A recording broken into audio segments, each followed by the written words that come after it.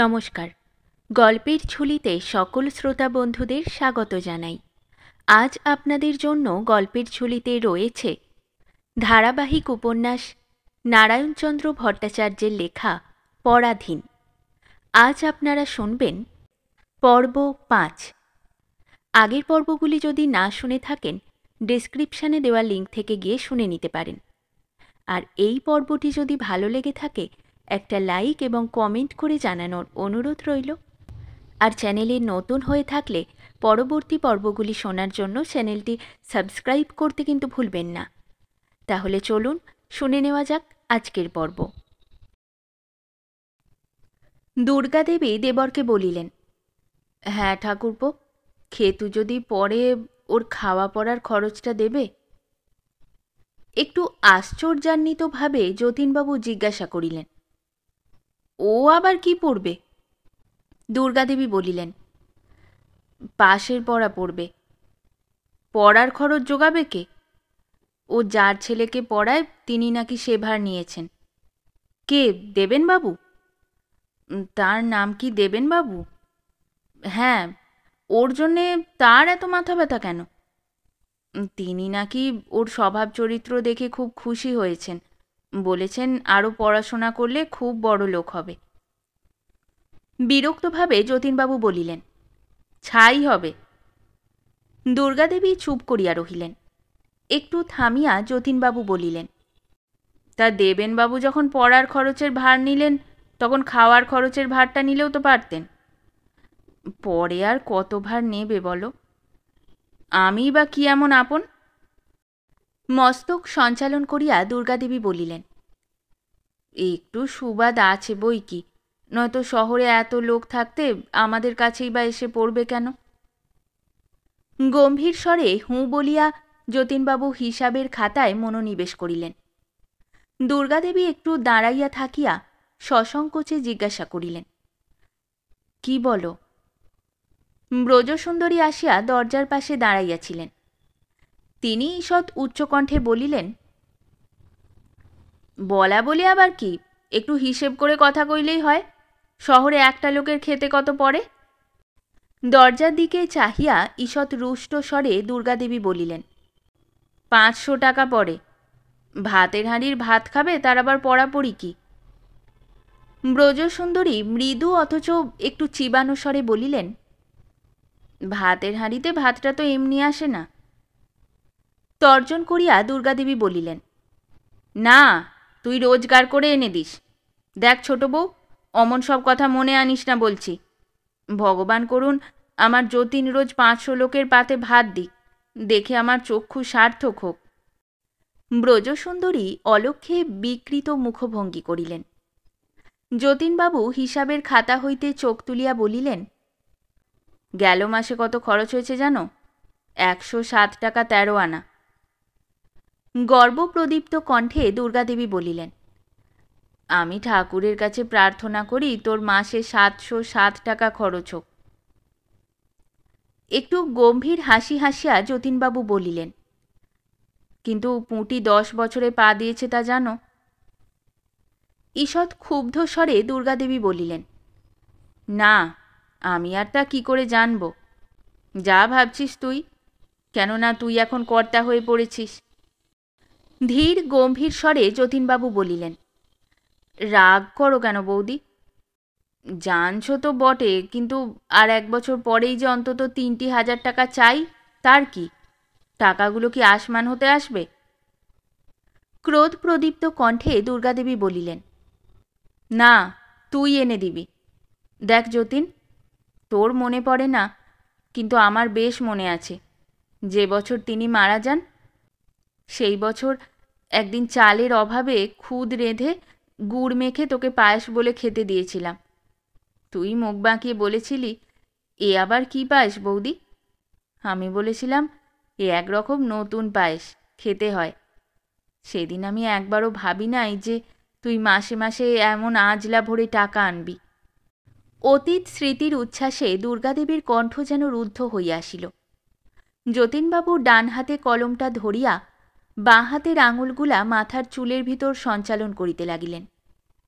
দুর্গাদেবী একটু থামিয়া দেবরের মুখের উপর তীব্র দৃষ্টি নিক্ষেপ করিয়া রুদ্ধস্বরে বলিলেন, ভগবান মানুষকে অনেক দেন যতীন, কিন্তু যে মানুষ তার দানের এক কণাও মানুষকে দিতে কাতর হয় তার মতো হতভাগা আর নাই। দুর্গাদেবী ক্রোধ গম্ভীর পদক্ষেপে গৃহের বাহিরে আসিলেন। যতীন ডাকিয়া বলিলেন, শোনো। দুর্গাদেবী ফিরিয়া দাঁড়াইলেন। যতীনবাবু বলিলেন, তোমার যখন ওকে রাখতে জেদ হয়েছে। বাধা দিয়া রোষক্ষুব্ধ কণ্ঠে দুর্গাদেবী বলিলেন, আমার একটুও জেদ নাই। তোদের কুটুমের ছেলে তোরা যদি না রাখিস, এক মুঠো ভাত দিলে তোদের যদি এতই কষ্ট হয়, তবে আমার তাতে কি। দুর্গাদেবী দ্রুত পদক্ষেপে চলিয়া গেলেন। যতীনবাবু একটু চুপ করিয়া বসিয়া থাকিয়া পুনরায় হিসাবের খাতায় মনঃসংযোগ করিলেন। বড়গিন্নির রাগ দেখিয়া ব্রজসুন্দরী পূর্বেই সরিয়া পড়িয়াছিলেন। রাত্রিতে ক্ষেত্রনাথ আসিয়া দুর্গাদেবীকে বলিলেন, সব ঠিক হয়ে গেল জ্যাঠাইমা, বঙ্গবাসী কলেজে ভর্তি হব। দেবেনবাবু ফ্রি করে দিয়েছেন। বইটই যা দরকার হবে তিনিই দেবেন। কাল রবিবার, সোমবার থেকে ভর্তি হব। তাহার এই উৎসাহ দেখিয়া জ্যাঠাইমা বিমর্ষ মুখে বলিলেন, ভর্তি তো হবি, কিন্তু। ব্যস্তভাবে বাধা দিয়া ক্ষেত্রনাথ বলিল, না জ্যাঠাইমা, এবার আমি দস্তুর মতো পড়াশোনা করব, এ তুমি দেখে নিও। গোটা 2 পাস আমাকে করতেই হবে, তা নইলে ধরো না কতকাল পরের গলগ্রহ হয়ে থাকব। ব্যাটা ছেলে, সংসার ধর্ম করতে হবে, তার কিনারা তো করা চাই। এখন আমি বেশ বুঝতে পারছি জ্যাঠাইমা, স্কুল পালিয়ে আগে কি আহাম্মকেই করেছি, কিন্তু আর নয়, এবার উঠে পড়ে লাগতে হবে। আর সুবিধেও আছে, এখানে মাছ ধরবার মতো পুকুরও নাই, শালিক পাখির বাসাও নাই। কথা শেষ করিয়াই ক্ষেত্রনাথ হো হো শব্দে হাসিয়া উঠিল। তাহার হাসিতে জ্যাঠাইমাও না হাসিয়া থাকিতে পারিলেন না। খানিকটা হাসিয়া গলা পরিষ্কার করিয়া ক্ষেত্রনাথ বলিল, লোক বলতে হয়তো দেবেন বাবুকে। ধরো না জ্যাঠাইমা, আমি তার কে? তবু আমাকে পড়াবার জন্য তার কত আগ্রহ। ব্রাহ্ম হলে কি হয়, মানুষের মতো মানুষ, যেমন চেহারা তেমনই কথা, তেমনই পরোপকারী। দেখলে ভক্তি হয় জ্যাঠাইমা। আবার যেমন বাপ তেমনই মেয়ে। কোন মেয়ে? যেটিকে পড়াস? আহা, সে কেন, সে তো বছর 7 মেয়ে। এটি বোধহয় বড়। বড় কি মেজ ঠিক জানি না। বয়স কত? বছর 16 হবে। বিয়ে হয়েছে? ঘাড় নাড়িয়া ক্ষেত্রনাথ বলিল, ওরা যে ব্রাহ্ম, ওদের ঘরে কি আমাদের মতো 10-11 বছরে মেয়ের বিয়ে হয়? জ্যাঠাইমা মৃদু হাসিয়া বলিলেন, তা বটে। মেয়েটি দেখতে কেমন? মস্তক সঞ্চালন করিতে করিতে ক্ষেত্রনাথ গম্ভীর স্বরে বলিল, দেখতে মন্দ নয়, তবে খুব সুন্দরীও বলা যায় না। কিন্তু সবচেয়ে মিষ্টি তার কথাগুলি। এমন ধীরে ধীরে মুখটি নিচু করে আপনি মশাই বলে কথা কয় যে শুনলে প্রাণ ঠান্ডা হয়ে যায়। সহাস্যে জ্যাঠাইমা বলিলেন, দেখিস তোর সঙ্গে যেন মেয়েটির বিয়ে দিয়ে ফেলে না। ক্ষেত্রনাথ হো হো করিয়া হাসিয়া উঠিল। হাসিতে হাসিতে বলিল, কি যে বলো জ্যাঠাইমা, তারা হলো ব্রাহ্ম, আমি হলাম হিন্দু। তাছাড়া সে হলো লাখপতির মেয়ে, আর আমার চাল নেই চুলো নেই, আমার সঙ্গে বিয়ে। হাস্যের সহিত আরম্ভ হইলেও কথাটার উপসংহারে ক্ষেত্রনাথের অজ্ঞাতসারেই যে তাহার মুখখানায় বিষাদের একটা ছায়া পড়িল, জ্যাঠাইমা তাহা লক্ষ্য করিলেন। ক্ষেত্রনাথ তাড়াতাড়ি মুখ ফিরাইয়া লইয়া বলিল, যাক, এখন কলেজে ভর্তি হয়ে গেলে তবে নিশ্চিন্ত হই। ভর্তি হয়ে দাদামশাইকে একখানা চিঠি লিখতে হবে। জ্যাঠাইমা একটু চুপ করিয়া থাকিয়া ধীরে ধীরে বলিলেন, আচ্ছা, তোর দাদামশাইকে খোরাকির টাকা চাইলে কি দেয় না? মাথা নাড়িতে নাড়িতে ক্ষেত্রনাথ বলিল, দেয় না যে এমন কথা বলতে পারি না জ্যাঠাইমা, চাইলে তক্ষুনি দেবে। বুড়ো এদিকে যাই হোক, প্রাণটা বড্ডই নরম। তবে কি জানো, টাকা দেবে বটে, কিন্তু সেই সঙ্গে এমন 5 কথা শুনিয়ে দেবে না জ্যাঠাইমা, তা আমি পারবো না। আর দরকারই বা কি? তুমি যা হয় দুবেলা দুমুঠো দিলেই হবে। যদি না দিই? কে দেবে না? তুমি? ক্ষেত্রনাথ পুনরায় হো হো শব্দে হাসিতে লাগিল। ব্রজসুন্দরী সম্মুখে আসিয়া তীব্র কণ্ঠে বলিলেন, কি গো, রেতের বেলায় এত হাসির ধুম কেন? মাসিমাকে দেখিয়া ক্ষেত্রনাথ তাড়াতাড়ি বলিয়া উঠিল, সব ঠিক হয়ে গেছে মাসিমা, পরশু থেকে কলেজে ভর্তি হব। হাত দুইটা উপর দিকে তুলিয়া একটা আলস্য ভাঙিয়া ব্রজসুন্দরী বলিলেন, তা তো হচ্ছ, তবে উনি বলছিলেন। দুর্গাদেবী চমকিয়া উঠিলেন। তিনি যে কথাটা বলি বলি করিয়াও বলিতে পারেন নাই, ছোট বউ যে সেই কথাটাই এখনই নির্মমভাবে শুনাইয়া দিবে, ইহা বুঝিতে তাহার বিলম্ব হইল না। কথাটায় চাপা দিবার জন্য তাড়াতাড়ি শুষ্ক মুখে বলিলেন, খেতু, এক কাজ করতে পারিস বাবা? দোকান থেকে গুড় 1 পয়া এনে দিতে পারিস? বিকেলে চাকরটা দোকানে গেল, তা পোড়া মনে হলো না। ব্রজসুন্দরী বলিলেন, রাতে গুড় কি হবে? আমাকে একটু জল খেতে হবে না? আর কাল সকালেই তো রান্নায় চাই। ক্ষেত্রনাথ বলিল, রাত প্রায় 10টা বাজে, দোকান কি খোলা আছে? দুর্গাদেবী বলিলেন, আছে আছে, গিয়েই দেখ না। আয়, পয়সা দি। ক্ষেত্রনাথকে ডাকিয়া লইয়া দুর্গাদেবী চলিয়া গেলেন। ব্রজসুন্দরী কথাটা প্রকাশ করিতে না পারিয়া গুম হইয়া দাঁড়াইয়া রহিলেন। খেতুকে দোকানে পাঠাইয়া দিয়া ব্রজসুন্দরীর সম্মুখে আসিয়া দুর্গাদেবী তিরস্কারের সহিত বলিলেন, তোর রকম কি ছোট বউ, তোদের কি আর তর্স হয় না? একটু শ্লেষের হাসি হাসিয়া ব্রজসুন্দরী বলিলেন, আমিও তো তাই বলি, এত রাত্রে দিদির গুড়ের দরকার পড়ল কেন? তর্জন করিয়া দুর্গাদেবী বলিলেন, কেন, তা তুই কি বুঝবি বল? দেখ ছোট বউ, লোক লক্ষ্মী, কার ভাগ্যে কে খায় তা কি কেউ বলতে পারে? নাসাগ্র কঞ্চিত করিয়া ব্রজসুন্দরী বলিলেন, তা আমারিয়া তো বলা বলির দরকার কি? তোমার দেওর বলছিলেন তাই। দুর্গাদেবী বলিলেন, তা বলুক, সে যদি পাগল হয়ে থাকে তবে তার সঙ্গে কি বাড়ি শুদ্ধ পাগল হতে হবে? তীব্র বিদ্রূপের স্বরে ব্রজসুন্দরী বলিলেন, যে বুক কুটে পয়সা আনছে সে পাগল কি ছাগল তা তুমি বুঝে দেখো। অভিমানরুদ্ধ কণ্ঠে দুর্গাদেবী বলিলেন, আমি সব বুঝি ছোট বউ, কিন্তু আমি জোরহাত করে বলছি, ওকে তোরা কেউ কিছু বলিস না। ও যদি তোদের এতই ভার হয়ে থাকে, আমার তো সোনাদানা দুখানা আছে, আমি তাই বেচে ওর খোরাকির টাকা দেব। বিস্ময়সূচক স্বরে ও বলিয়া ব্রজসুন্দরী ধীরে ধীরে আপনার ঘরে চলিয়া গেলেন। দুর্গাদেবী খেতুর ভাত বাড়িবার জন্য রন্ধনশালায় প্রবেশ করিলেন।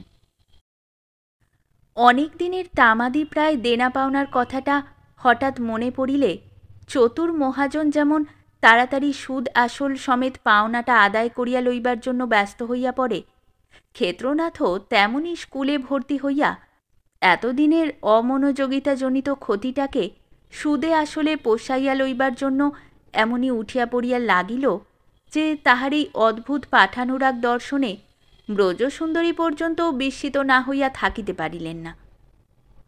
আহার নিদ্রা পর্যন্ত ত্যাগ করিয়া ক্ষেত্রনাথ যেন একদিনেই পাঠ্যপুস্তকগুলাকে গ্রাস করিয়া ফেলিতে উদ্যত হইল। দুর্গাদেবী ইহাতে আনন্দিত হইলেন বটে, কিন্তু আহার নিদ্রার অনিয়মে পাছে স্বাস্থ্য নষ্ট হয়, এজন্য একটু বিরক্তও হইলেন।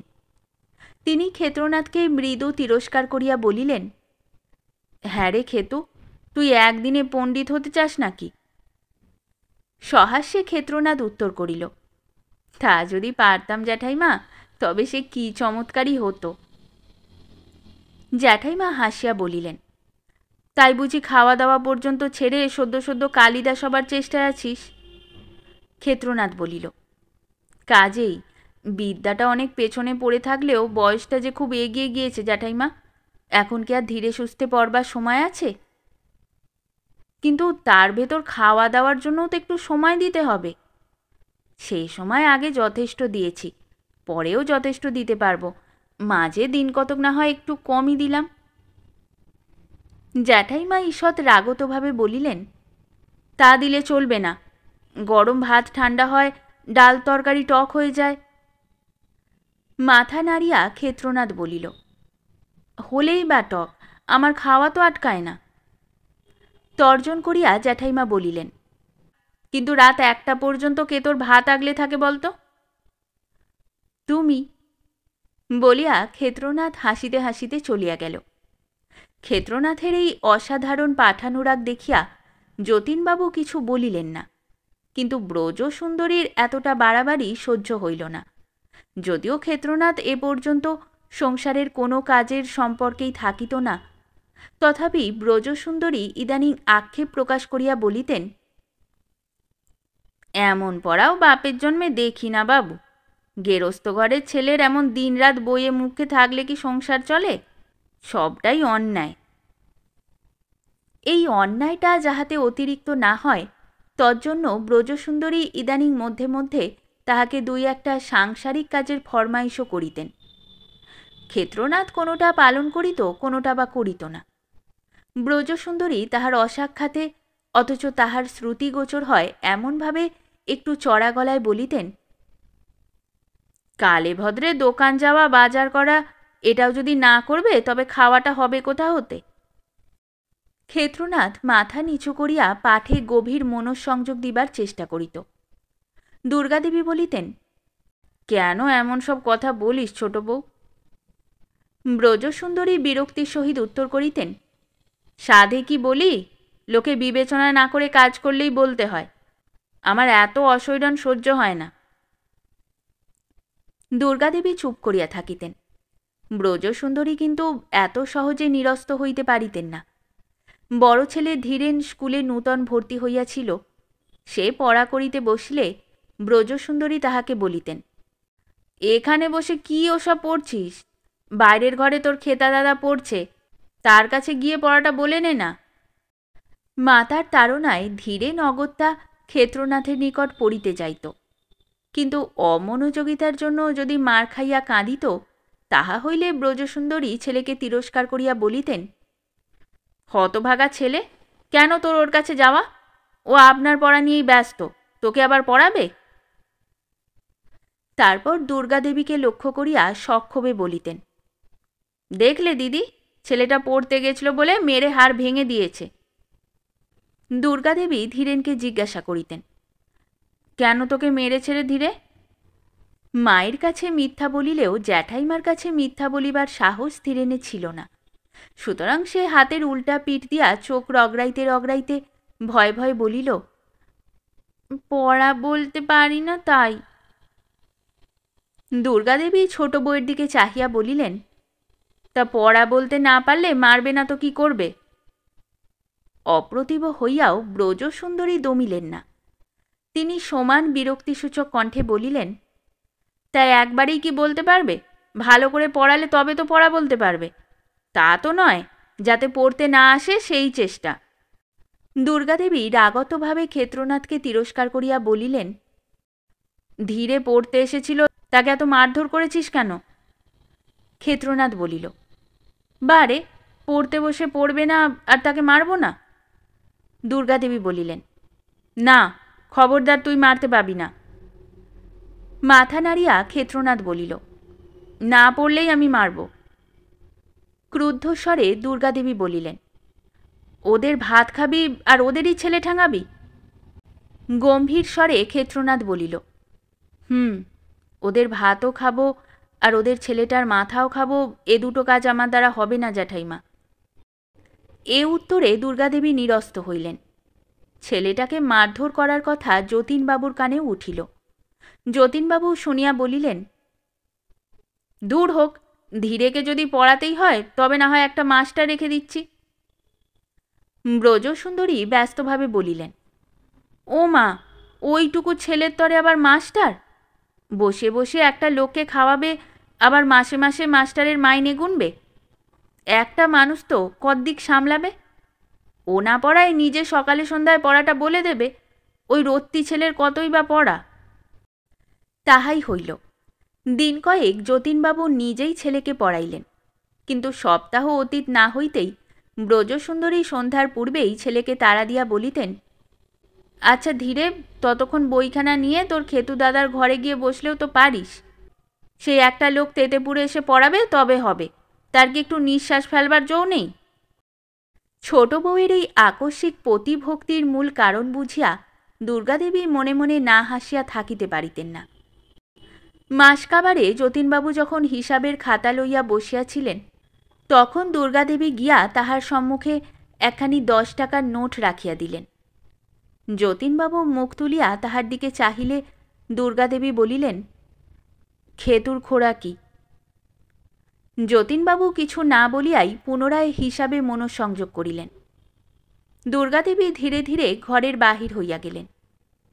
ক্ষেত্রনাথ কিন্তু খোরাকির কথা কিছু জানিল না, সে আপনার পড়াশোনা লইয়াই ব্যস্ত রহিল। সেদিন সকালে ক্ষেত্রনাথ একটা দশমিকের ভগ্নাংশ পূরণ করিতে না পারিয়া ভারী ব্যতিব্যস্ত হইয়া পড়িয়াছিল। আঁকটা 2 বার 3 বার 4 বার কষিল, কিন্তু কিছুতেই উত্তরের সঙ্গে মিলাইতে পারিল না।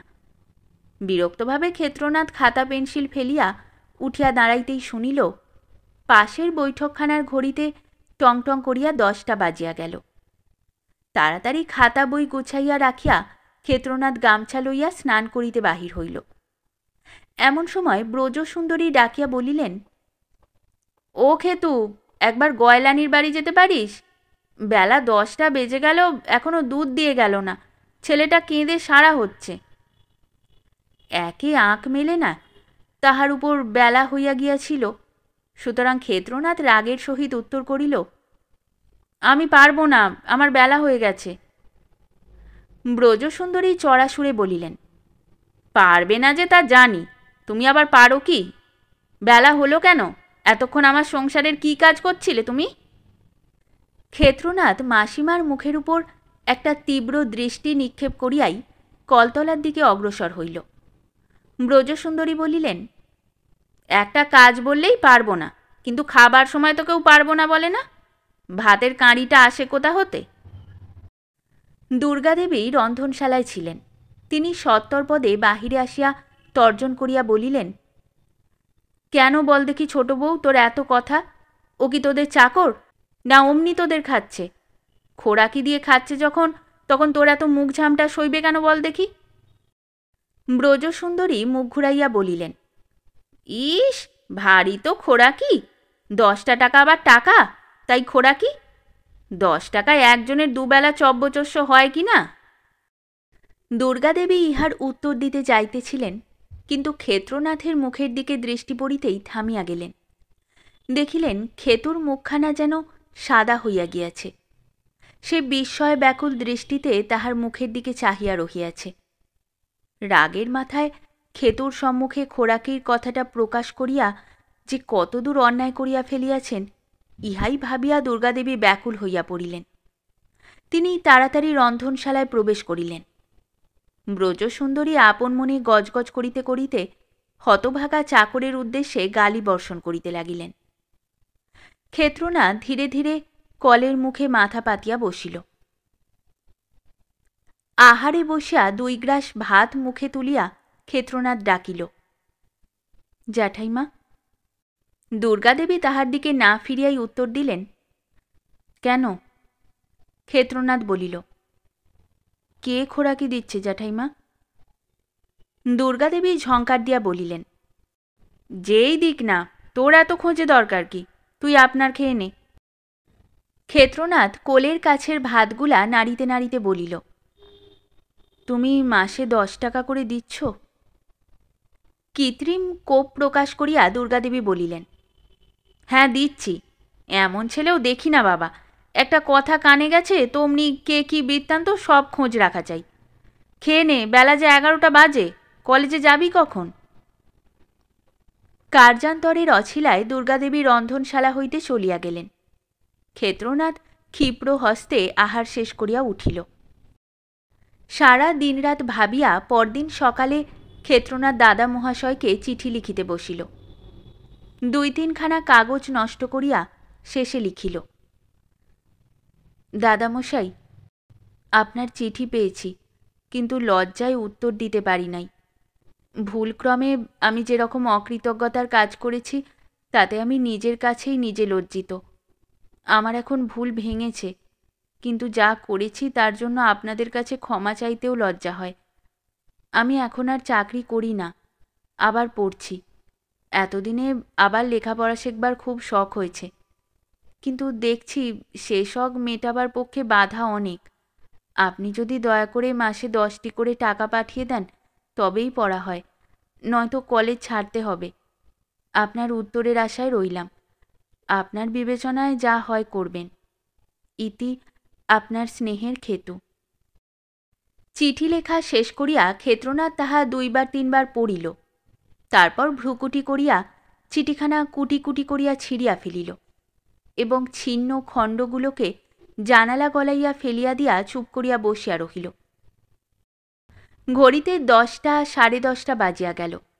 ক্ষেত্রনাথ উঠিয়া ধীরে ধীরে স্নান করিতে গেল। স্নান করিয়া যখন খাইতে গেল, তখন 11টা বাজিয়া গিয়াছে। দুর্গাদেবী ভাত বাড়িয়া দিয়া জিজ্ঞাসা করিলেন, আজ এত বেলা করলি যে, কলেজ যাবি কখন?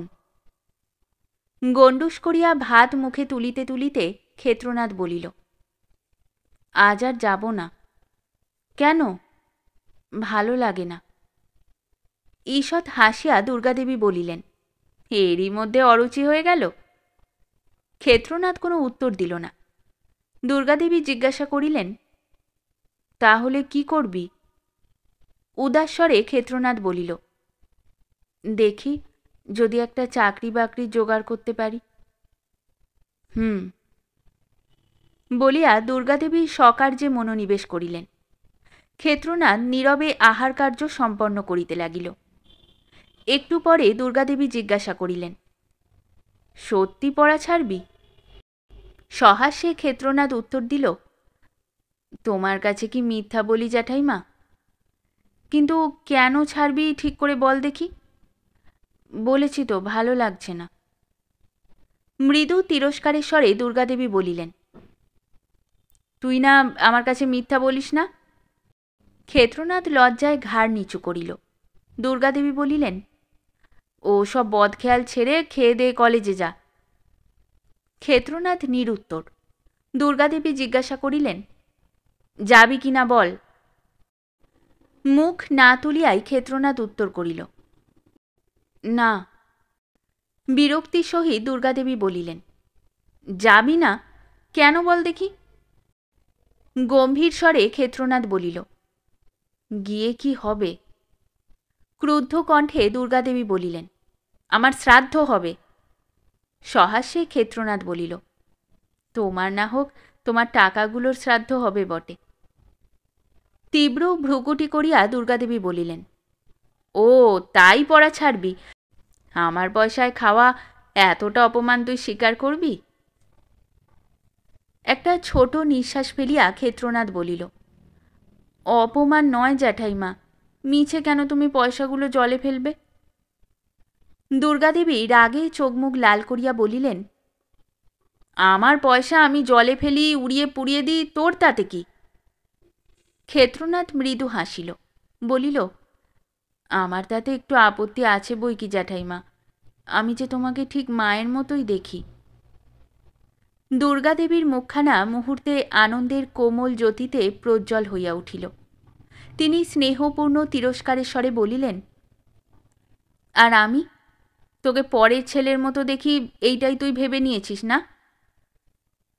দুর্গাদেবী ক্ষেত্রনাথের মুখের উপর স্নিগ্ধ দৃষ্টিপাত করিলেন।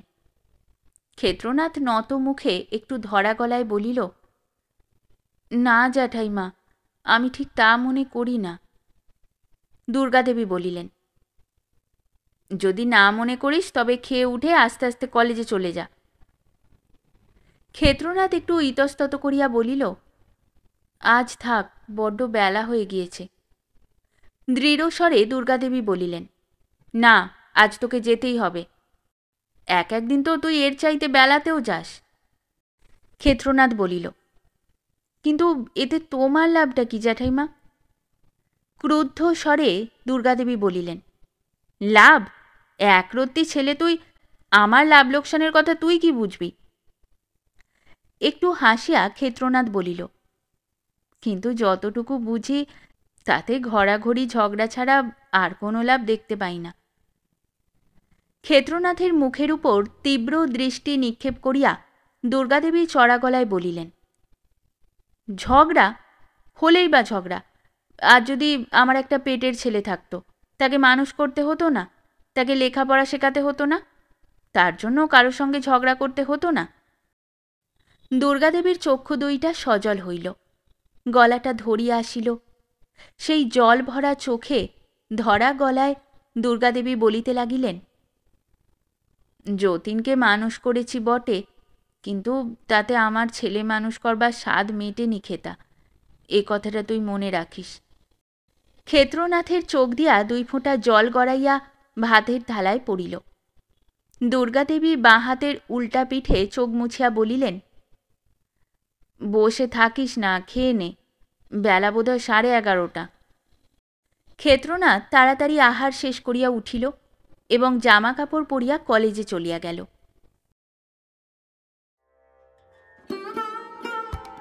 শেষ হলো আজকের পর্ব। গল্প পাঠে আমি তৃষিতা।